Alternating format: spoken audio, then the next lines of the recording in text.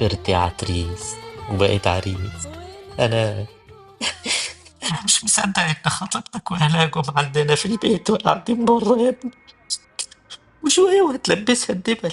ألف مبروك يا حبيبي، ألف مبروك. الله يبارك فيك يا بابا، يلا بقى عشان ما نتأخرش على خطيبتي وأهلها. مقدمة ابن خلدون نعم. دي يا ابني، مقدمة ابن خلدون. أيوة يا بابا، يعني أعمل إيه؟ أهلا وسهلا. الكتاب ده مهم جدا، لازم تقراه قبل الخطوبة. خد امسك يا حبيبي. ليه لازم أقرأه قبل الخطوبة؟ بيشرح تلبيس الدبل ولا شرب الشربات عكس عكاس؟ ده مقدمة ابن خلدون، أهم كتاب في أصول علم الاجتماع. يا بابا بمناسبة الأصول، يعني مش أصول نسيب خطيبتي وأهلها كده برضو ولا إيه؟ أوعدك هقرأه حاضر. يا لهوي، دي المقدمة، أمال الكتاب نفسه قد إيه؟ ابن خلدون نفسه قد إيه؟ ماشي يا بابا، يلا نطلع للضيوف قبل ما ينهاروا. ما تخافش، أنا حاطط لهم لب يكفيهم لنص الليل، الأمير اللي مكافلي. لحد حضرتك عزمه؟ ده بقى هيعلمك إن الغاية تبرر الوسيلة، وإن كذبك على مراتك حتى لو بتخونها هو الصح بعينه في سبيل استمرار الحياة الزوجية، واخد بالك؟ يا نهار ازرق، حاضر يا بابا هقراه. ممكن الحق خطيبتي بقى اللي هتموت بالشيخوخه بره دي؟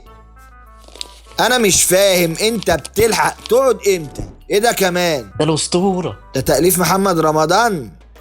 فوق الحمام لابن حزم الأندلسي.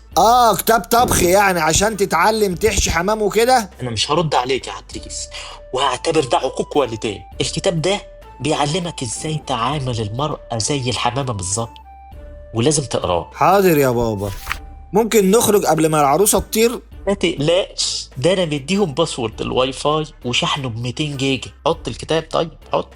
لا خليه معايا كده، ما انت مش مضمون، انا هلف من هنا الاقيك مطلع لي مدينه البهايم ولا حتى تنتن. يا ابني ما بلاش هيافه بقى، انت خلاص كبرت وبقيت عريس. ماشي.